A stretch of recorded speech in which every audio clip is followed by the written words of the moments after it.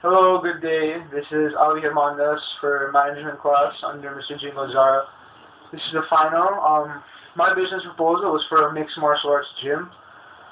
First thing you need to know about mixed martial arts is it's a relatively young sport, considering all the other sports that are out there like basketball and soccer and whatnot. Mixed martial arts originated maybe about 30 years ago, and the two prime organizations back in the day were Pride Fighting Championships, which is based in Japan, and Ultimate Fighting Championships, which is based in Las Vegas. Ultimately, Pride Fighting Championships ran out of business and was sold to the Ultimate Fighting Championships, and now the Ultimate Fighting Championships, or the UFC, is the premier organization for MMA. Anyway, I'm here to talk about my business proposal, which is a gym.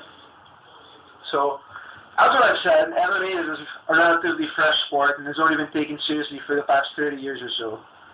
And people who are going into this business can generally pave their own way because it's so fresh. You can really do whatever you want to find success. First of all, in MMA, anyone can succeed because it's not really where you come from or how you're built, it's how hard you work.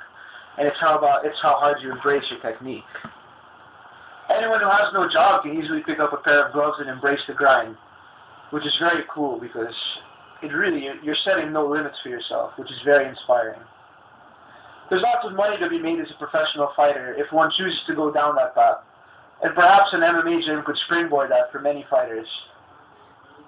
Also, it would create jobs for coaches and managers who not only want to manage the gym, but fighters as well. It's very important to select good coaches for boxing, Muay Thai, Brazilian Jiu-Jitsu, and wrestling. These four are your basic credentials to becoming a successful MMA fighter.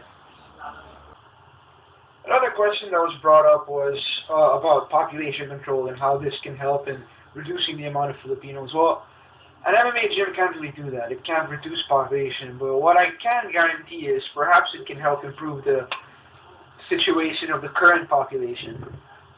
We can have various outreach programs for underprivileged children in order to keep them away from gang violence and, drugs as well. Keeping them out of the streets and in the gym is better because it helps them create a better work ethic and respect for their fellow man, actually.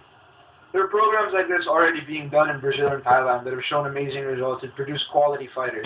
And finally, how can an MMA gym help the environment? Actually, it's pretty cool because the MMA business is pretty eco-friendly.